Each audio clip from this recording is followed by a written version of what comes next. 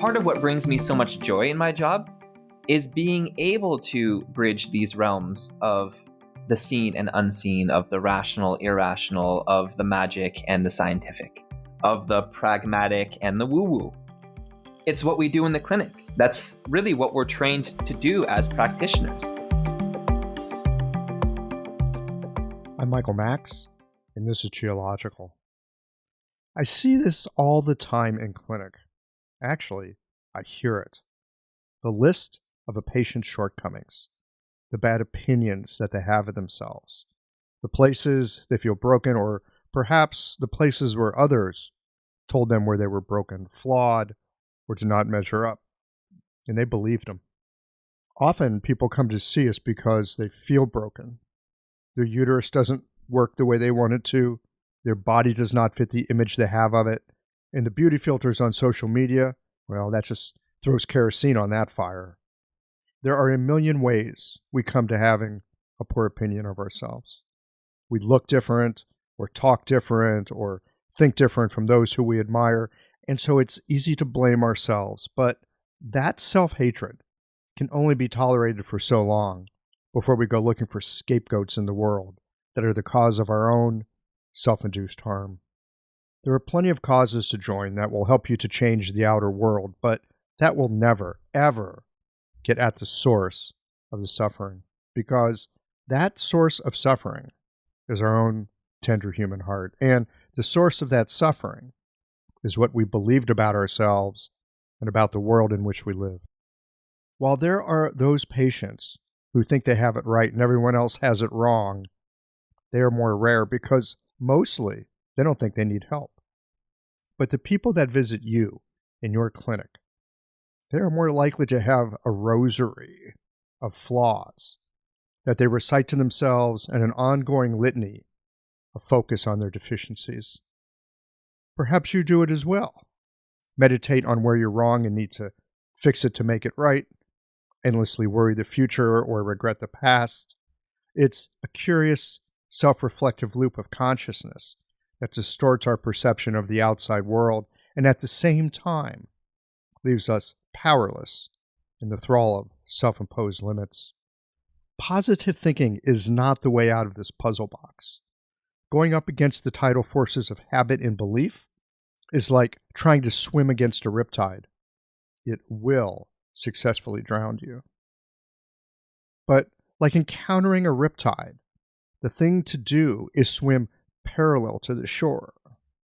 You don't fight the flow, neither do you follow it. Instead, swim across into more gentle waters. And one way to do this with our minds and beliefs is to write out your list of virtues. It's like adding different colored beads to your rosary of complaint.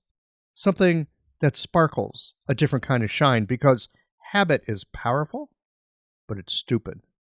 Write out your list of virtues. Name your perseverance, your kindness, your work ethic, your fierceness. Remind yourself of your capacity to see and be moved by beauty. Tell yourself the stories of your courage. Add to the litany in your mind of how you've been dedicated, that you've taken risks on your own behalf, that there is a unique shape that you occupy in the world, and it is yours and yours alone. You don't need to get rid of the prayer beads of complaint and want.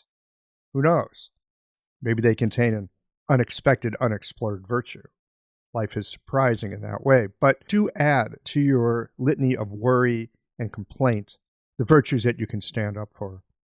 And don't be surprised if your virtues have a dark side as well. There is plenty of goodness to be found in the shadow if you're up for that kind of hero's journey. Start with reconciling the sins with which you torture yourself. Start with recognizing virtue when you see it, and help your patients to do the same. These conversations come to you through the generous support of our sponsors and members. Blue Poppy, your new one-stop shop, has speedy shipping options on everything that you need for your clinic. It's Women's Health Month at Mayway Herbs. Check out the new website for learning resources on helping women with herbal medicine. Are you a creature of habit? How about making a change that helps your patients and the planet with AccuFast needles? And later in the show, raising your fees doesn't have to be a difficult process. Jane has helpful suggestions on making it easy and effective. And finally, have you considered that having a thriving, profitable practice is one of the most healing things that you can do? Julie Bear Don't Walk has, and she can help you do something about it too. Do be sure to visit the sponsors page on the Qiological website to take advantage of all the special offers our terrific sponsors have for listeners of the podcast. Picture this. Your clinic is buzzing with patients, and then you realize that you're down to your last box of needles. No need for panic, because Blue Poppy, your one-stop shop for all your acupuncture needs, they ship orders received before 3 p.m. on the same day. With a quick visit to Blue Poppy's website, you can order premium needles, herbal formulas, and that special Dr. Bob's oil that your patients love. Blue Poppy understands practitioners can't keep patients waiting. That's why they strive to get you what you need when you need it. From high-quality Chinese herbs and formulations to acupuncture supplies and clinical essentials, Blue Poppy has served practitioners for nearly 40 years with products that meet the highest of standards. Discover everything Blue Poppy has to offer by visiting www.bluepoppy.com, and don't forget to subscribe to their mailing list for exclusive offers and more. Hi folks, I'm Yvonne Lau, president of Mayway Herbs. May is Women's Health Month, and as a women-owned and women-run business, we especially love how Chinese medicine can support wellness through every stage of a woman's life. So in this month's newsletter and podcast, we're covering topics like PMS, pregnancy, menopause, and osteoporosis. We'll share expert insights and effective treatment strategies you can put to good use in your clinic. Our Plumflower brand line includes herbal tea pills, tablets, extract granules, and organic herbs, all of which you can find on Mayway.com, and where you can also find articles, videos, and other resources to support your practice. Since 1969, Mayway has been a trusted source for high-quality herbal products. In these challenging times, please know that we remain committed to keeping our products accessible and affordable so you can take care of yourself and your patients. As always, thank you for supporting Real Chinese Medicine. Daily habits and routines feel comforting, familiar, easy, automatic. That's the power of repetition. You've worked out the kinks and can do it with your eyes closed. But what if you shook things up? What if you ditched the old routine and tried something new? Hi, I'm John Sten. I've practiced acupuncture for over 30 years, and together with my wife Kelly, we created the world's first eco-friendly acupuncture needle. The AcuFast earth-friendly needle system cuts your packaging waste by 60 to 90%, depending upon your needle type, speeds up your needling, gives you more control, and best of all, while you're healing patients, we plant a tree for every 2 boxes your clinic uses. Thousands of acupuncturists have already made the switch. In just the last year, they've helped plant over 16,000 trees. Since we started, that number has grown to over 50,000. So break the routine. Be the change. Visit acufastneedles.com. Your patients and the planet will thank you. Our work in clinic is almost always a walk into the unknown. Regardless of our clinical experience or kit of tools, there is a moment that often arises when we sit down with our patients and we can't not be engaged with the mystery of who they are and what they need. Our work in the clinic is a walk between worlds. It's often enough a journey through time with experiences of the past echoing into the present moment. And our work using the tools and perspectives of East Asian medicine invites us to use both what's rational and non-rational. Indeed, we are frequently walking between worlds. In today's conversation with Sean Fox, we explore shamanism and how it connects with the work we do in clinic, how there is magic in the mundane when you know how to use your attention. We discuss the vital importance of rooting our work into the physical body and how the connective threads of synchronicity are often present once your attention is soft enough to allow them into your awareness. About a year ago in episode number 206 with Shelley Oakes, we discussed the Bianque tradition and how it's separate from the Neijing stream of medicine. Furthermore, that it was perhaps more related to shamanistic practice than the rationality of the Neijing. So, with that in mind, let's get into this conversation with Sean on shamanism and the bridge between the world of the present moment, the veils of time, and a more vital and coherent connection of mind, body, and spirit. Sean Fox, welcome to Geological. Thanks so much, Michael. Great to be here. Happy to have you here. You have been doing Chinese medicine and you have some interest in shamanism. Mm-hmm. So this is a really interesting topic, a curious topic.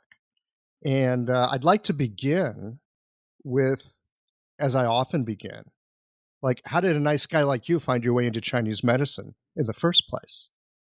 Yeah, that's a really great question. And I think, as with many of us, it is a deeper calling.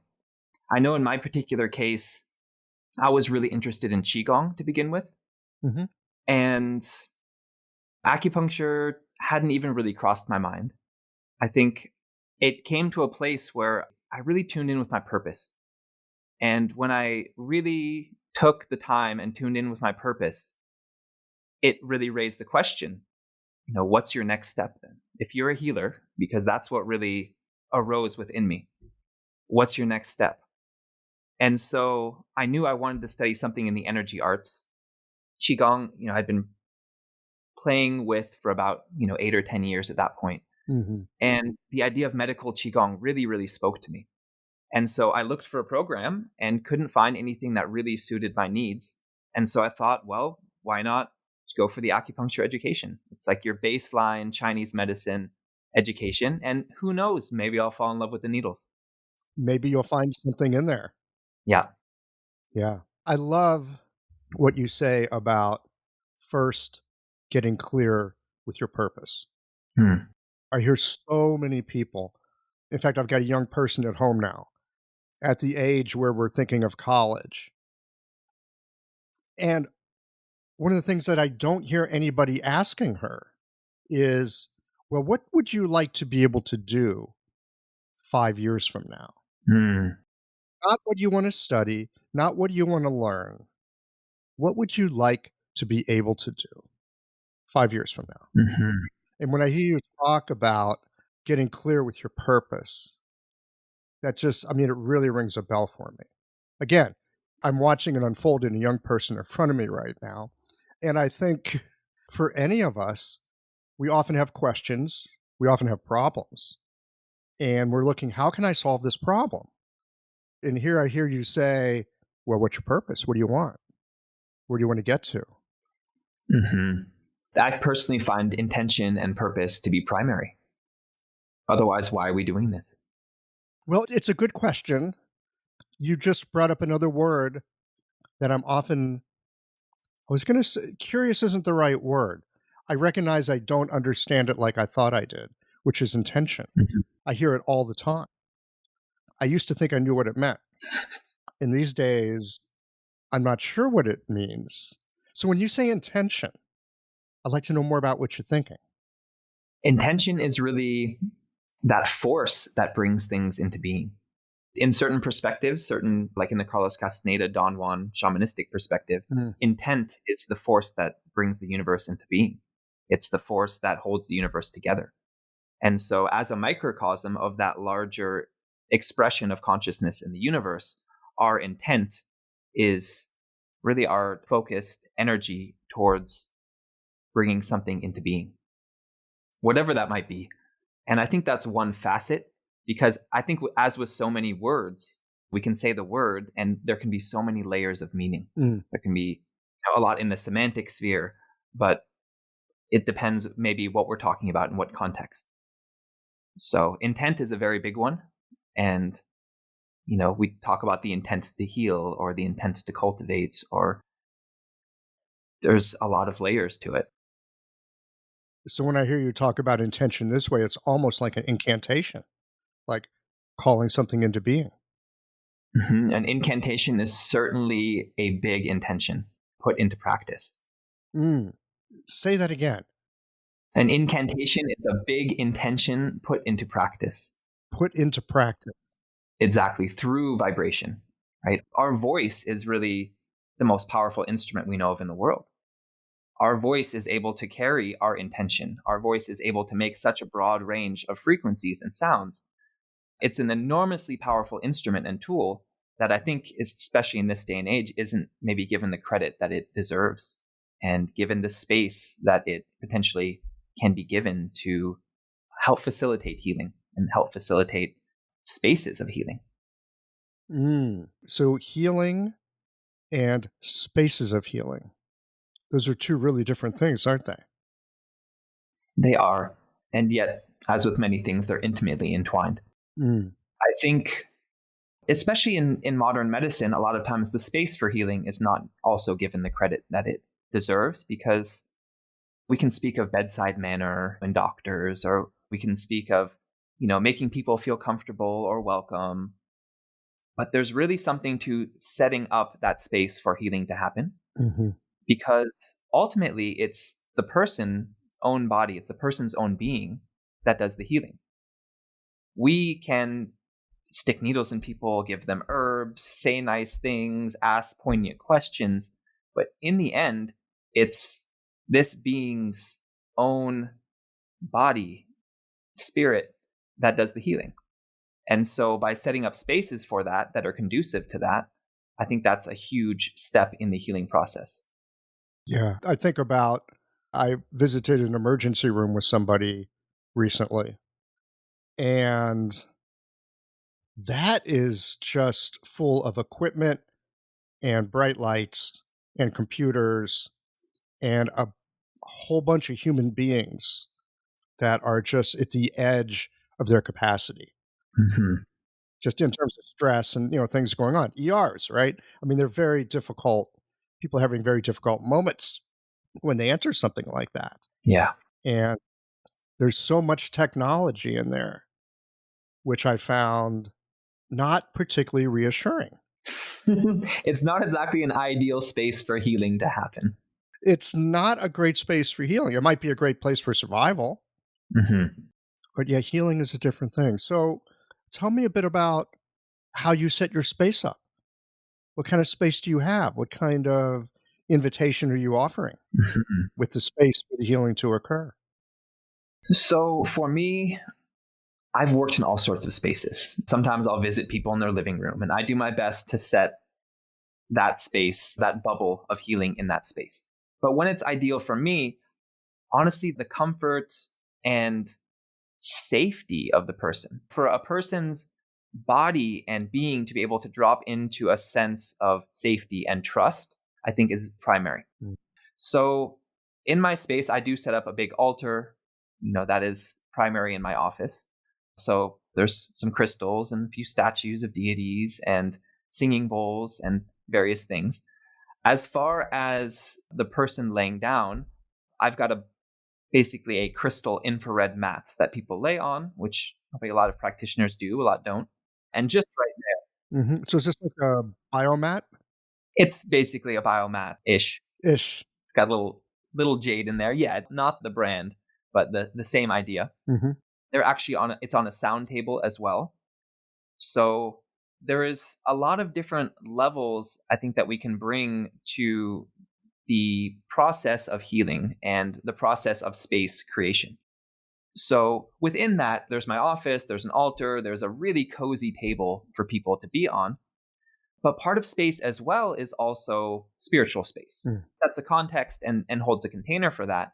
Before every session, I'm also invoking a metaphysical space, which involves using the directions, using certain deities and beings, archangels, that maybe the person's not even aware of that happening, but there is a tangible shift of energy in the room. And often people do feel that and express that. So there's different levels of space, and I like to really do everything I can to create that welcoming, cozy, safe space, and then also open up that spiritual space for people's deeper experiences to unfold. Well, as you said, I have found this to be true as well. The healing that people have, it really doesn't come from us. It maybe comes, I'm not sure of the words even, through us. We get to tangentially be involved with it. We get to catalyze it. Catalyze is a good word. Hmm. Mm, thank you. Yeah, catalyzation is an interesting thing because it's taking two otherwise basically inert materials and bringing them together that fundamentally changes their interaction. Exactly. And you might look at that little needle and it's like that's not really doing anything sitting there. But when with the proper intention and at the right moment is placed in the right place, can have a huge effect. It can be dramatic. One tiny pin can shift a person's entire reality. A seemingly inert, little stainless steel pin. Yes, I like that. Seemingly inert. I was talking with somebody the other day on the podcast. We were talking about tashing needles.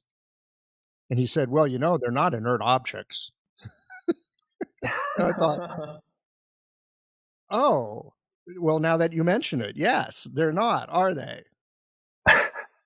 Well, I mean, that gets us into a bit more of the nature of reality, the nature of the universe, and the nature of vibration, especially in this modern day and age and in our Western trained minds and the Cartesian viewpoint that is kind of dominant in the world today.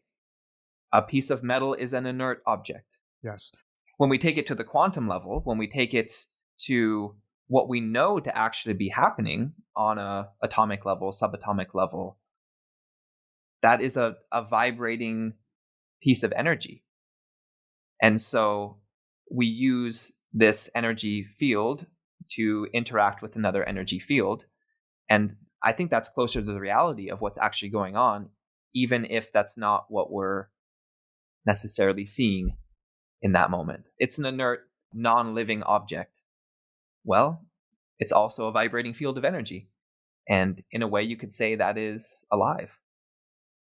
Well, it has a kind of potential, Mm-hmm. as things do at the quantum level. So they say. I've read a little bit about that quantum physics stuff, and it's interesting, but I can't say I really understand it in any way, shape, or form that would let me use it in my clinical work. Mm-hmm. Have you found ways of taking those ideas and bringing them into your clinical practice? Well, there's a few different ways that can happen. For one, it's seeing things as field of energy, right? It's another way of seeing. Mm, And so, in that, seeing a person not just as this body sitting there, but as these overlapping fields of energy is certainly one way to apply the quantum way of seeing to our work. Another would be, for example, going beyond the veils of time. mm. So if we tune in with someone's trauma, with someone's experience in the past, let's say childhood wound or experience, and we can help bring them back to that place, that's working on a quantum level. Right? If we use our consciousness in this moment, our being in this moment to go back through the veil of time to interact with, let's say, our child nature and self, that is quantum work right there. I have had experiences on occasion, and I'm always really careful about this stuff. And I've heard of really great practitioners, like amazing osteopathists or people that really know some energy work, and they can put their hands on people. Sometimes get a sense, oh yeah, you like fell off your bike at age 8 and you scraped your knee, but the fear that it put in you, is causing this problem downstream. You hear stories like that. On rare occasions, I've had a moment where I feel like there is something kind of misty in a person's past Mm-hmm. that's like present in the moment. But I'm always very, very reluctant to look at it too closely. Mm-hmm. And yet it's there. At least it might be there. And the really oddball thing to me, again, I'm reluctant to look too closely at these things. Maybe if I had more training or understood the terrain better, I'd feel different, but I don't. But when I do get a glimpse, and I look out of the corner of my eye. Again, I'm respectful and I'm just kind of curious. Often, patients will suddenly begin to tell me a story of that experience. They just spontaneously tell the story. It's very, very weird. We'd like to think everything's always rational, but there's a lot that happens beyond those veils of rationality. And then we start talking about things like magic or shamanism, things that might seem very mysterious and in a way are, but that's the universe we live in. So, Well, I remember reading the Carlos Castaneda books when I was in high school and early in college because it's amazing, right? Wow, non ordinary reality. hmm. And the world's not the way you think it is. I think those are powerful ideas anyway about that age and time as you're growing up and you realize, holy shit, the world is not as I was told it was. But one of the things that I remember reading, again, Carlos Castaneda, some other books, it seems to me that whenever you start working in that shamanic realm, there is like initiation and training that has to go on. And it's not always pleasant. It's often really difficult. Some people are like called to it and thrashed within an inch of their life before they take it on. So it's always had a question for me of like, why would I go down that path if I could possibly avoid it? You know what I mean? Does that question make sense? It makes a lot of sense. And I think a big part of that is this work is not for everyone. The work of the mystic, the work of the shaman is not for everyone. Mm. And I think it really does speak to a deep calling that is there from an early age in this life, perhaps from past lives, if one wants to believe in such things. And I know in myself, that was always there. Mm-hmm. It was rather than like, dear God, why would I go down that path? It was, wow, this path feels very familiar, very intriguing, and almost inescapable. Mm-hmm. Like, this is my destiny.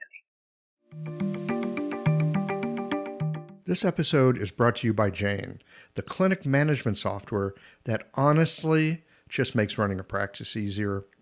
Let's dive into something that's never easy, but sometimes necessary: raising your fees. It can feel awkward, right? But here's a tip that can really help. Consider offering flexibility to your patients as you introduce the change. When patients face new fees, it's natural for them to feel uncertain or concerned. That's where flexibility can really make a difference. Offering options like a phased increase, suggesting a payment plan, or even taking a moment to talk things through can help to ease the transition. These thoughtful gestures show your patients that you're listening and care about them, which strengthens the trust you've worked so hard to build. If you're looking for more ideas on how to navigate these kinds of changes, head to frontdesk.jane.app and check out the article, How to Tell Clients You're Raising Your Fees. One last thing, if you're ready to give Jane a try, you can use the code CHEOLOGICAL for a 1-month grace period on your new Jane account. Maybe that's why so early on you could start focusing through the lens of purpose and bringing this work into being for yourself. Mm-hmm. And I'll say it's well beyond me, right? When we start to get into all the threads of synchronicity, right? All the threads of things that weave together this path and this journey that we're each on, but I can really speak for myself. It's kind of incredible. It feels guided well beyond me and my conscious choice in this body, in this brain, in this mind. Mm. Synchronicity, that is a potent force. And I hear you talk about threads of synchronicity. Tell me more about that. Well, every time that I woke up in a lucid dream. Mm. There's a feature that was there every single time. I put a lot of work for some years into trying to wake up in the dream, and with very limited success. And when it finally started happening, there was this really interesting feature either at the beginning or the end of the dream where there's a screen that showed one or two old Chinese men that were giving me lessons. And I didn't really know what to make of it at the time. And I always watched and listened very intently. And yet when I woke up, I wasn't able to remember precisely what they were saying. But it stuck with me so deeply. And it wasn't until years later that I realized who they were. And so, kind of beyond the veils of time and space, beyond the veils of this reality, one of those old Chinese men was Sun Tzu Miao. So he hasn't been around for about 1,000 years. And yet here he is in my dreams before I had any interest that I knew of in Chinese medicine, teaching me things in my dreams. And so in the face of this, as I've over the last several years been able to put together more of this picture of what the hell was going on here, in these uncanny experiences where things just align in such an incredible state, where this is beyond me. This is beyond anything I could have planned. And it's like the universe conspired to bring all of this together. That's the power of synchronicity. And we can get, little glimpses of the shimmer and sparkle maybe in our daily lives of like, wow, how did I just think about that person? And now, boom, here they are. Mm-hmm. Or, drop into some huge initiatory realm of, seeing well beyond this life into the framework of the cosmos and how everything has conspired and aligned to bring everything together in this moment. It's all synchronicity. And it's all really powerful. And so I like to follow those little sparkles because a lot of times they lead to really big and amazing things happening. I've noticed something similar. And when I have those experiences of synchronicity, it's never right in front of me. It's always something off to the side. It's always off to the side. You can't look at it directly. Peripheral vision. Peripheral vision, seriously. But there's something very reassuring about those synchronistic moments. It's like walking some stepping stones across a stream. It's like, oh, there's a stone. That's a solid stone. I don't know where the next solid stone is. But then in a moment, with a little hint of synchronicity, it's like, it's over there. It's that. That's the next step. And it makes it that much easier to trust. In time, it makes it easier to trust. Yes. Yeah. I would say it's highly trustworthy in my experience. I don't always know what it means, but it's usually got some kind of a message like that direction there, like go that way. And so I think the more we're able to trust that, the more we're able to listen to that and to cultivate our capacity to listen to that, the more we're able to find that guidance when we need it. It's kind of like flexing the muscle. It's kind of like working out your spiritual abilities. Mm-hmm. This has long been a big part of not just Chinese medicine, Asian medicine, but the first medicines of people the world over. And I want to say, I feel like the word shaman is in some ways a very mysterious term, in some ways a very loaded term, in some ways a very meaningful, and in some ways a very meaningless term. Because it can mean a lot of different things to a lot of people. It's shrouded in a lot of mystery.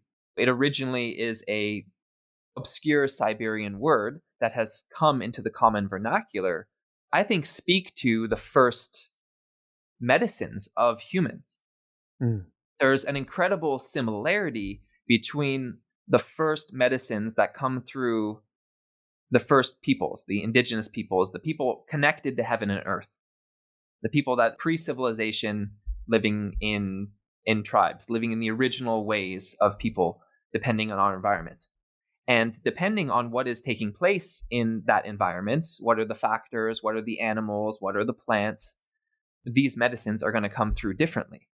And yet, when people are connected to heaven and earth and in that place of listening, there are remarkable similarities to the various pieces of medicine that come through. And I like to say there's three big things that are part of the first medicines of all people, and that's song, dance, and plants. And you find that the world over. I don't know of any first peoples that don't have those three things as their medicines. And what I think is really remarkable about Asian medicine and Chinese medicine is the fact that like the entirety of the culture and the medicine is based on these premises of these ways of knowing of people connected to heaven and earth. Well, it's right there in not just Chinese medicine, but the Chinese philosophy, right? Heaven, earth, person, or heaven, person, earth, depending on how you want to put that together. That there's this like weird layer of consciousness that connects these two aspects of reality. One very unformed, full of potential. Mhm. The other one, the mud. The mud and the ling. The mud and the ling. Tell me more about the ling.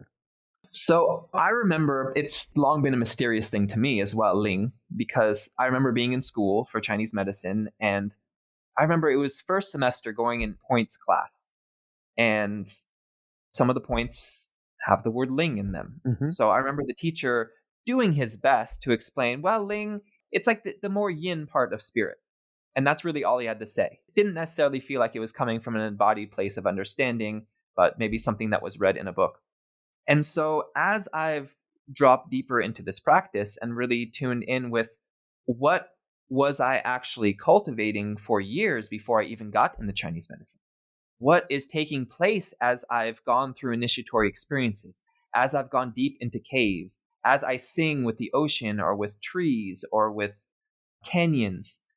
What's actually happening here? Because I feel like some deeper thing is happening. Something is being cultivated, and yet it's not apparent on the surface. And so with time, it's become clear to me that this is ling. One definition I really love of it is the magic of the universe. It's this sense of potency that shines through nature and shines through all the different spirits of nature. And so I like to think of it as it's like the spirit of Shun shining through this material reality. And so in that, you can't quantify the magic of the rainbow sparkles in the dew on grass, or you can't quantify the magic of seeing a tiger move and what that does to you. And so Ling is basically that magic that is Yuan Qi, that is source Qi, flowing perfectly and harmoniously through nature. So in a way, magic and science are kind of just a matter of perspective. Magic and science are a matter of perspective. I'm with you, brother. It's like, do we understand it or not? Because Well, and how do we understand it, and what are we using to do our understanding with? exactly, I mean, the first use of electricity was stage magicians doing seemingly magical things. Let me rub this wand, and then all of a sudden I can lift strange things or make funny things happen. That wasn't understood. Or you take a smartphone and you bring it back a couple hundred years. That's freaking magic. No, that would not be magic because it wouldn't work. But here's what would be magic. Here's what would be magic. 500 years ago, they would burn you at the stake or worship you as a god. Mm-hmm. Bic lighter. Fire out of your hands. That would be magic 500 years ago. Yeah. And some things in this mysterious universe we live in are never going to be quantified and are never going to be understood. That's part of the great mystery that we live in, and maybe much to the chagrin of certain scientists or certain seemingly rational-minded people, we're never going to understand everything. We're never going to be able to control everything. And so that realm of magic is something that we can cultivate in ourselves, and that is Ling. You could say a form of Qi cultivation. Right? We can do our Qigong to really build our reserves of Qi, to build our muscles, to open our fascial planes and our channels. But ultimately, we can also cultivate our ling through chanting, right? We chant a mantra. We're not just me right here chanting this mantra. We're chanting with the entire lineage of everyone who has ever chanted this mantra before. Mm. Thousands and thousands upon people over thousands of years in some cases. Talk about veils of time. Exactly.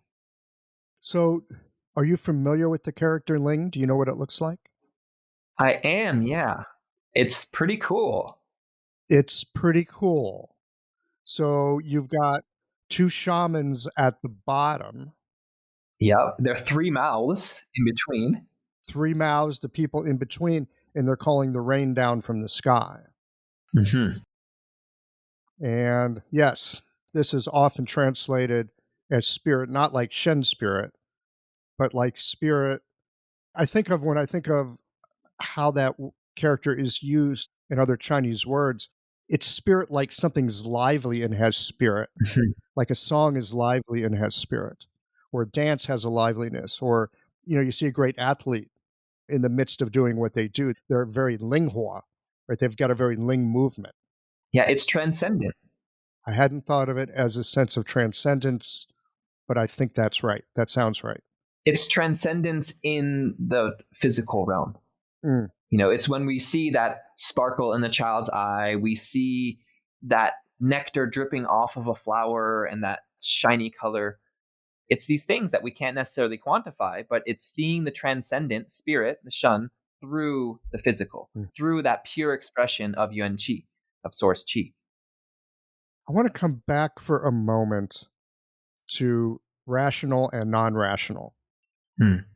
I was having a conversation with a friend the other day, and she said, well, Chinese medicine is not completely rational.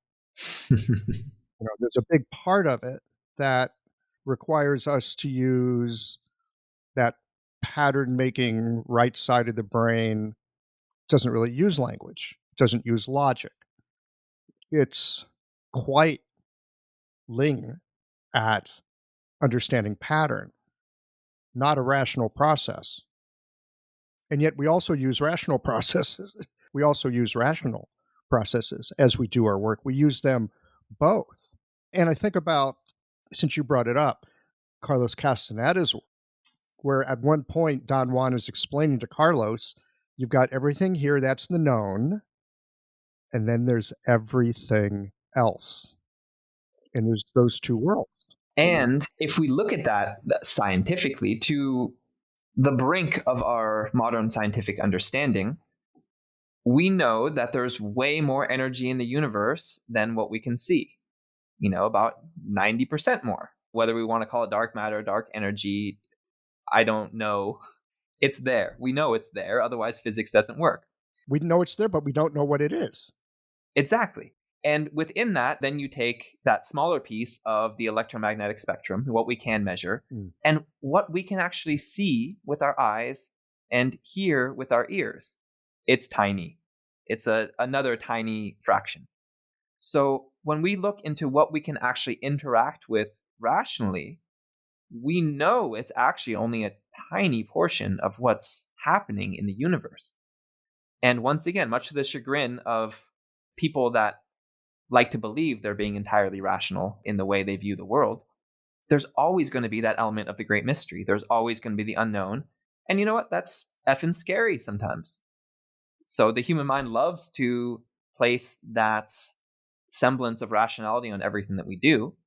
But once again, you get into psychology. I have a degree in psychology. We've got these two minds. Mm-hmm. And you know what is not driving people's behavior? Rational thought? No, it's emotion. We know that. As much as we like to think that the dude in the passenger seat holding the map, figuring out where we're going, is actually driving, it's not what's going on. I love that image. The dude in the passenger seat with the map who thinks he's driving. Thank you, Rational Mind. You're doing great.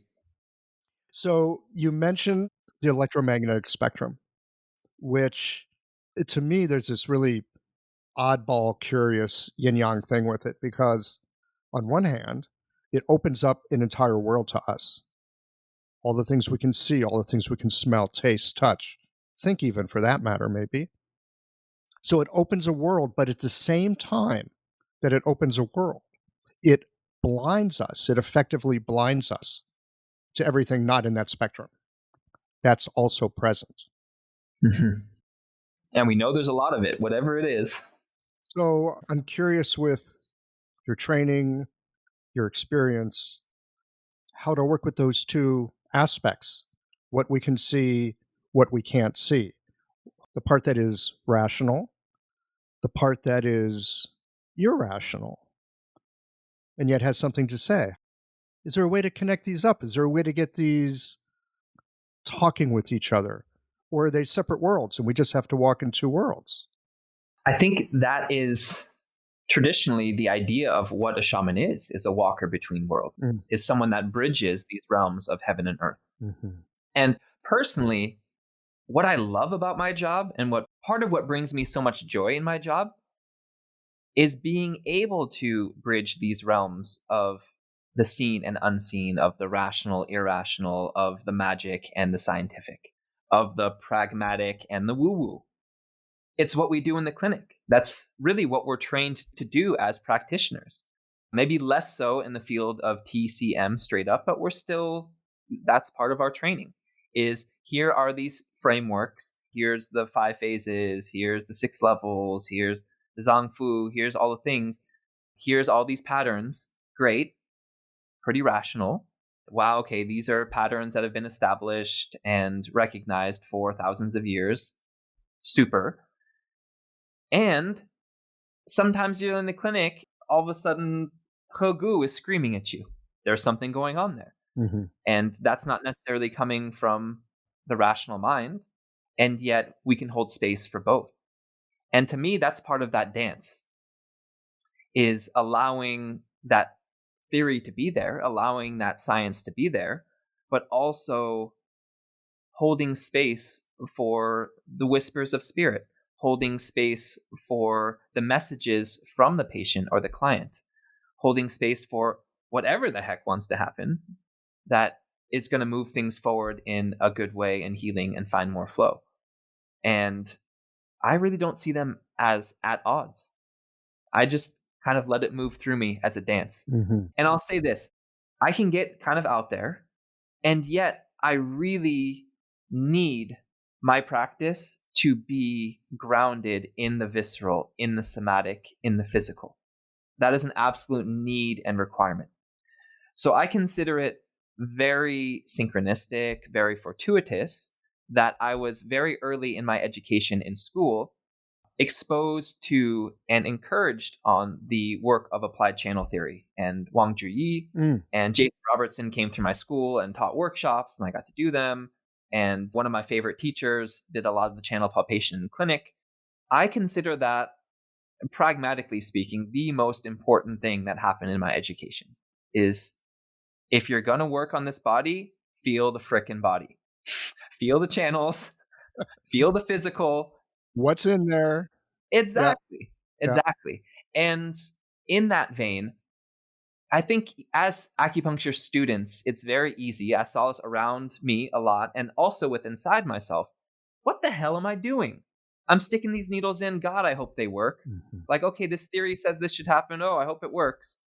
And yet the body is right there and it's speaking. So the first thing I do once the person comes in and lays down on the table and I read their pulse is I feel the channels. And until I had that understanding of, I suppose it's a theory, but to me, it's the theory that makes the most sense, of the planes of fascia in our body, the fascial planes are holding the channels. They're basically synonymous with the channels.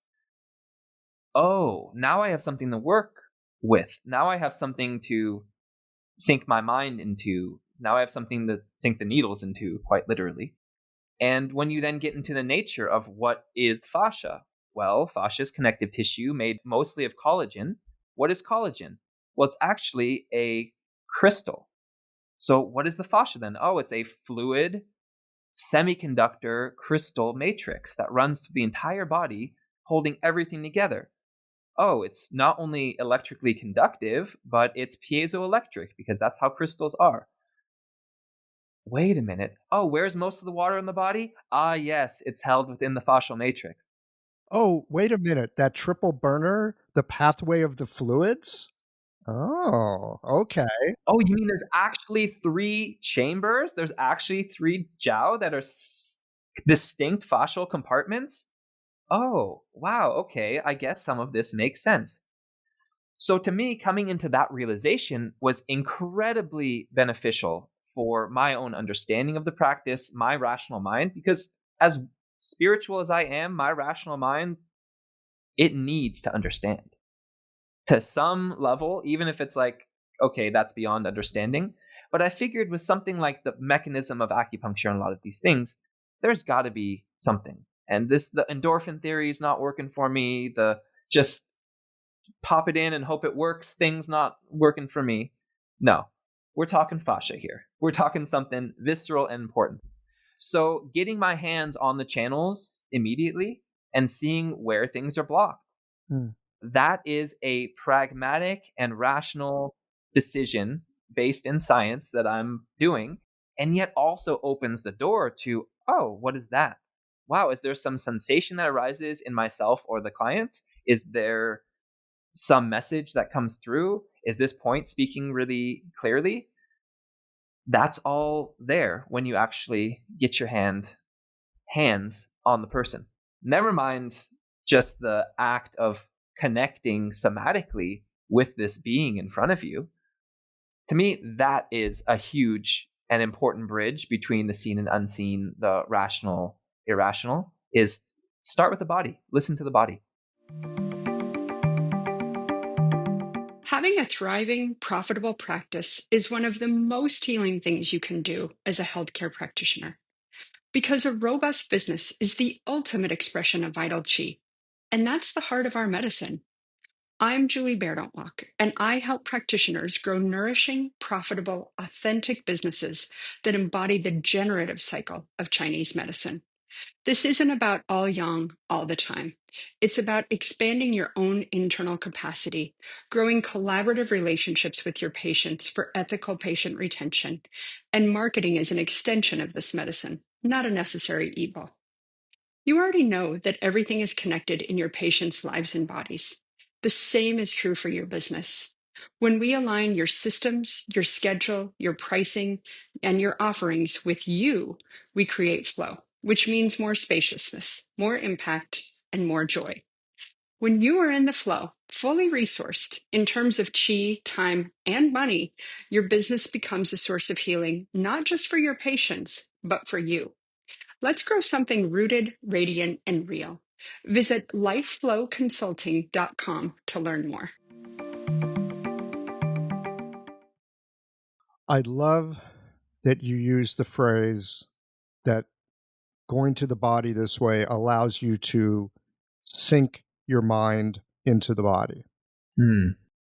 It's a way of connecting, and I think this for me is partly why practicing medicine is so much fun and so damn challenging because I don't know what's going to pop up. I don't know what's going to show up. I don't know at the beginning when I also do some physical sensing first.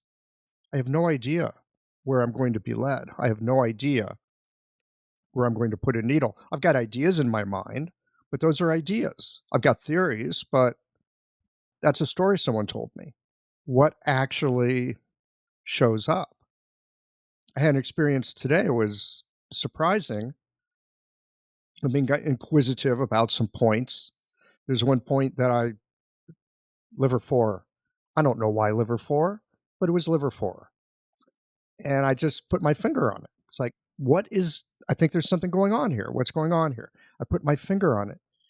And the patient takes this long, deep breath that goes all the way through her body. I'm like, I have no idea why liver 4 would bring that response, but I'm going to put a needle here and see what happens. Heck yeah. So it's such a delightful exploration as long as I can keep that guy in the passenger seat with the map somewhat like calm throughout the process where I just don't need him. Mhm. And being able to put my hands on people helps. Hugely. And I really credit that with most of the effectiveness of my practice is actually getting my hands on people. And I got to see a really wonderful example of that.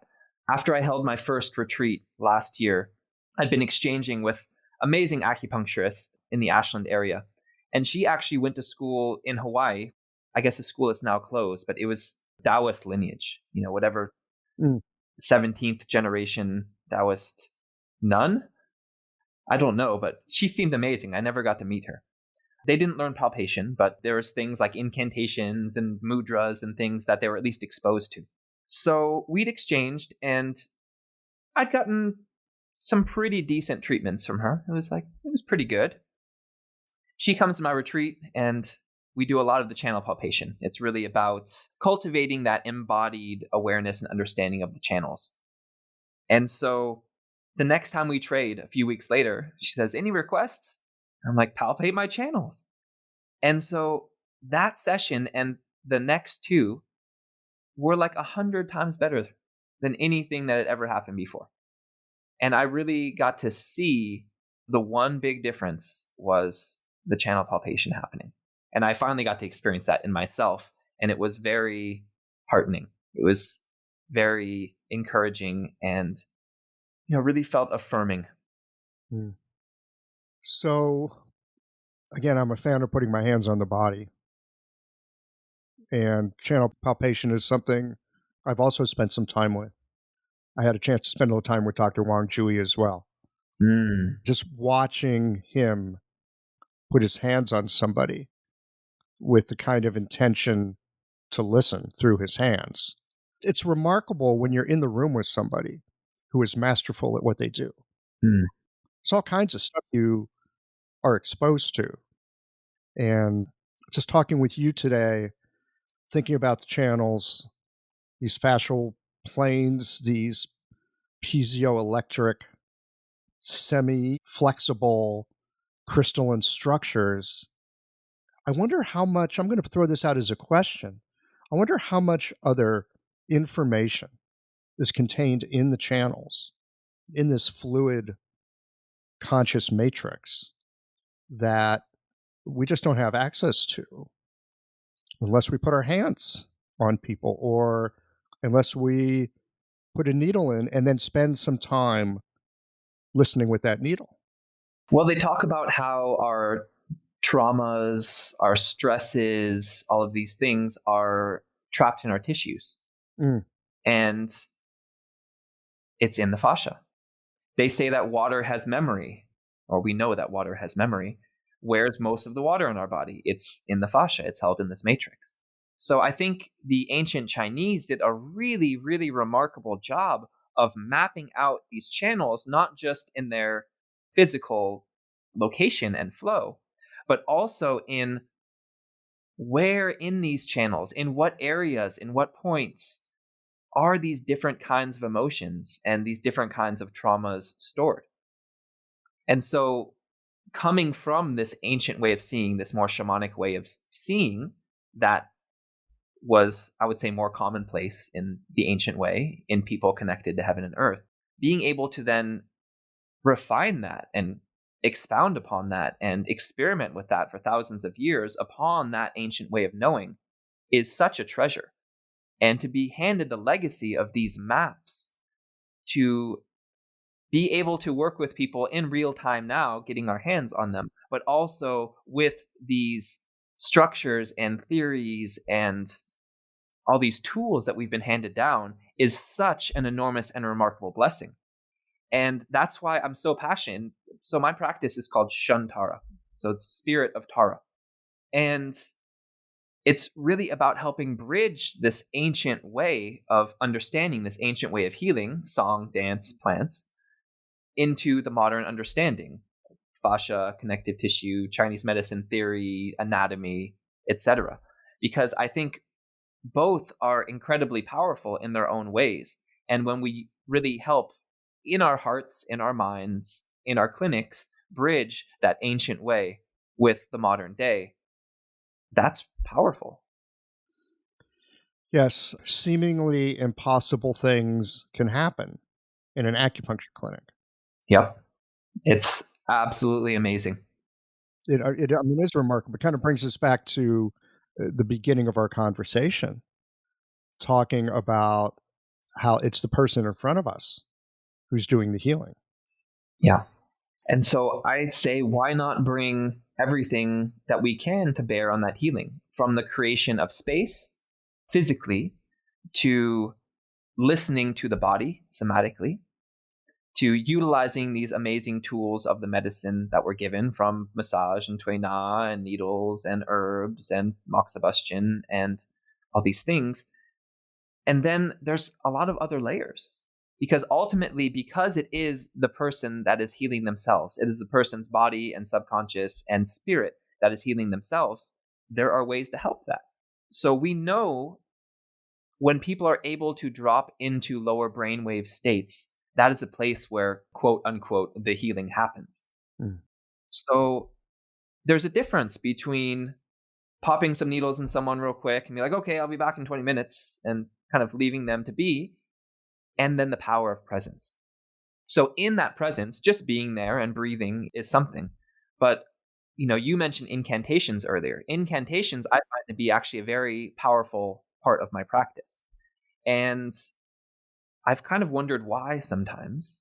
I was guided, it was actually while I was training some really amazing ancient animal Qigong at the Dao Gardens at Montauk Chia's Center in Thailand.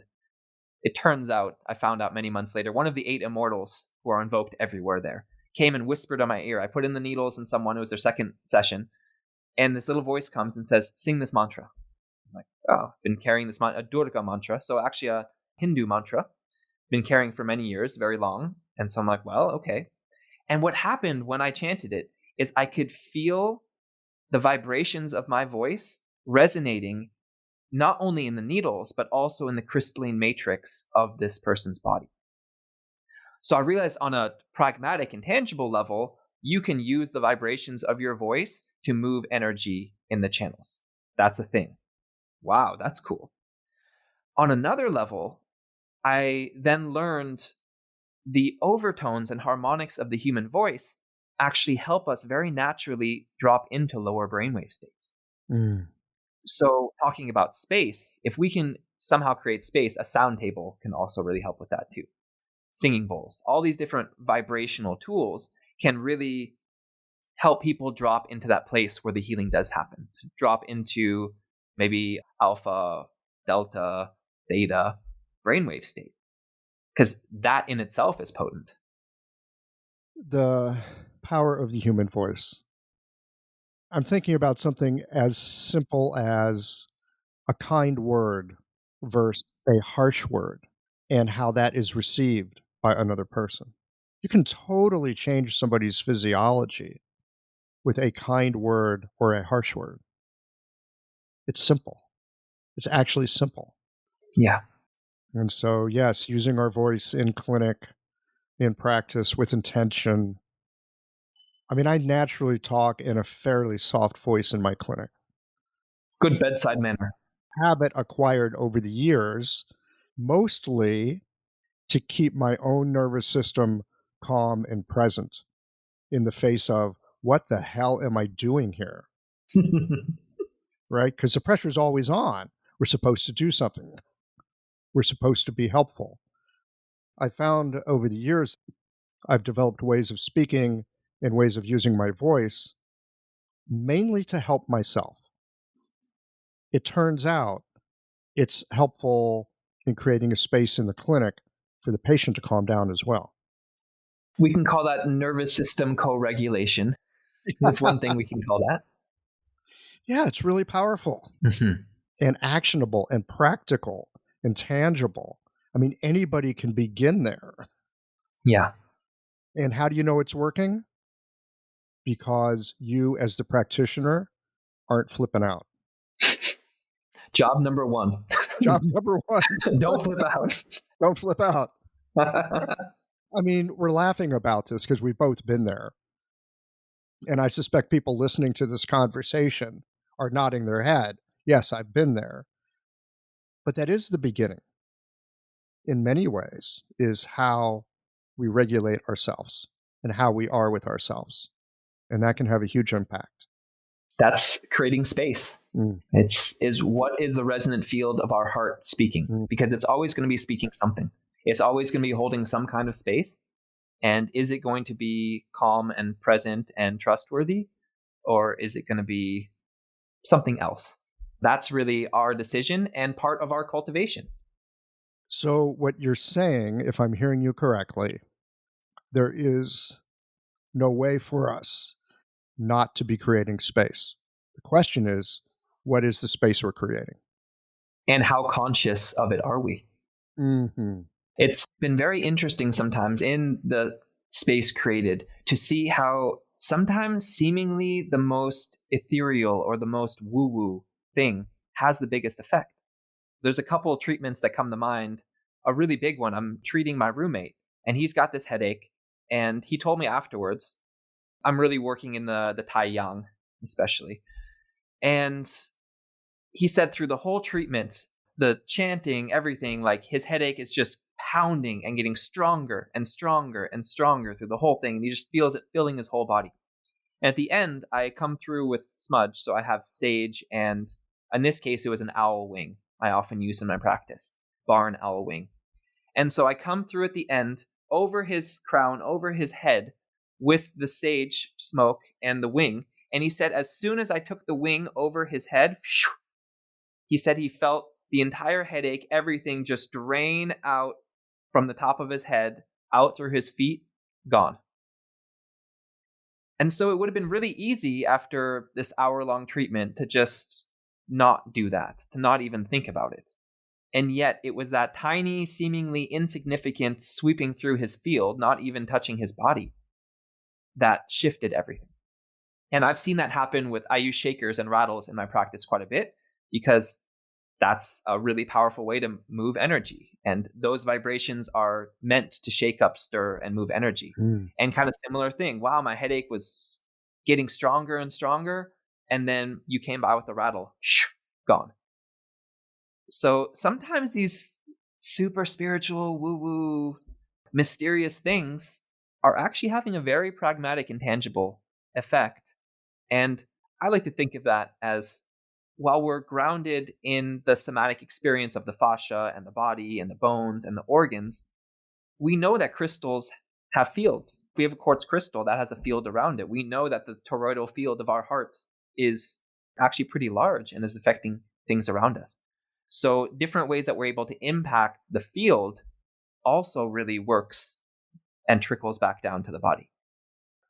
How do you keep your wits about you when you're in the middle of a treatment and it's getting worse and getting worse? Well, in those cases, I didn't know. I was actually informed afterwards. I really feel like that is an aspect of cultivation, of learning to regulate one's nervous system, even in the face of adversity, in the face of holy shit. And I think that's where something like a meditation practice and Qigong practice really has a huge effect in learning how to work with and regulate our own nervous system, because that has a huge effect on someone that's given their trust over to us and is surrendering, in a way, their bodily autonomy for a period of time to be pinned down to a table that they might not be able to get up off of without help. That trust is huge. And trust is a funny thing because our conscious choice to trust is like the tip of the iceberg. We can be like, yes, I trust. But if our body doesn't trust, if our subconscious doesn't trust, if the deeper parts of us don't trust, that ain't shit. Because we can make all the conscious choice we want. If we're not feeling safe and we don't trust, that's a experience in the body. That's right. It's a real showstopper. And I think there is a communication, a conversation between patient and practitioner usually over the course of time, where this kind of trust gets more and more established. Hmm. And it takes some time. And some of it is that the patient can come up, express something, anything, and the practitioner is not thrown off their stride. They can like catch that and go, oh, yeah, well, that fits. And that's part of what we're doing. I mean, you can make up a story about that just to make someone feel good or yourself feel good. But if you can actually take whatever adverse thing might be happening in the moment with your patient and like roll it into the work, man, stuff can happen.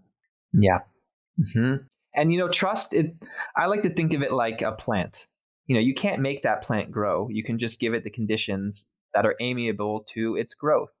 And I think part of that is the space that we create. Part of that is the words we use, our tone, the state of our nervous system and our hearts.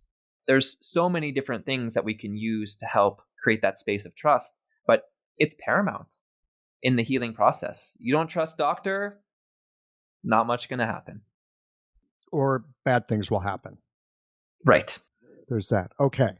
So we're coming up to the end of our conversation here. Snuck up on us. Oh, this happens all the time. You just start talking, hour goes by just like that. So we've been talking about shamanism. I often have a question in my mind, what is a modern day shaman? And I think we've touched on a lot today that bespeaks aspects of it. But if you were to put it succinctly into words, what is a modern day shaman? It's one that helps bridge the world of the seen and the unseen, of the material and the spiritual. And there are many ways to access that. There's certain things that shamanic practitioners throughout time have done. Not all of them, but there's certainly an aspect of cultivation and spiritual cultivation, also physical cultivation that happens. There are often tests and initiations that happen from teachers or spontaneously. There is learning to access other states of consciousness, such as the realm of the dream or lower brainwave states. And this can be done through drumming. This can be done through lucid dreaming. This can be done through entheogenic medicines. There's a lot of different ways that we can access different states of seeing and being. But that accessing these states is a really big piece. And another is really working with, you could say, allies. And a lot of traditional societies, the allies are going to be animal spirits, are going to be plant spirits, are going to be ancestors. The words can get a little muddy if we talk about tantric traditions or shamanistic, right? But these are using our connection with different energies. And so that could be archangels, that could be deities, that could be the spirit of the tiger or the dragon or the butterfly. Anything that helps that sparkle of ling, that magic, shine through us in our field so we can impart that energy into what we're doing. So these are some of the things. I think there's no universal, every shaman or shamanistic practitioner does this or that. But I think the cultivation is a big part of it. The bridging and walking between worlds is a part of it. And working with allies is certainly a big part of it. And we want to be very discerning about what allies we use. Shamans aren't always doing good things, you could say. There are malevolent forces in the world. Mm-hmm. And sometimes that's just a matter of perspective. Well spoken. And that could be a whole other conversation. We'll save it for next time. Yeah, we could save that for next time. That bridging between worlds, that is what we do as healers, no doubt about it. Mm-hmm. Well, thank you so much for your time today. This has been a delightful walk through the ordinary and the non-ordinary. It's been a lot of fun. I like to lean on the known in my clinical work. I like to have a sense of the territory and terrain. I want to be able to fit my patient's problems onto a map that has resources that I know how to use. But as Sean pointed out in this conversation, there is a lot of unknown that we encounter in our work with patients. And how we navigate those waters not only has an impact on our patients, but on us as well. As practitioners, we really do walk in between the known and the unknown, between language and image, and our work often enough does act as a bridge between one world and another. Well, here we are at the end of this episode. If you've listened up to this point, you're either a rabid fan of Qiological or the forward button on your podcast player stopped working. If you are indeed a fan of the podcast, you can help us to bring new episodes to our community of practitioners by supporting us with a membership or a one-time contribution. Details, of course, are on the website. That's it for today, friends. Join us again next Tuesday for another thoughtful episode of Qiological.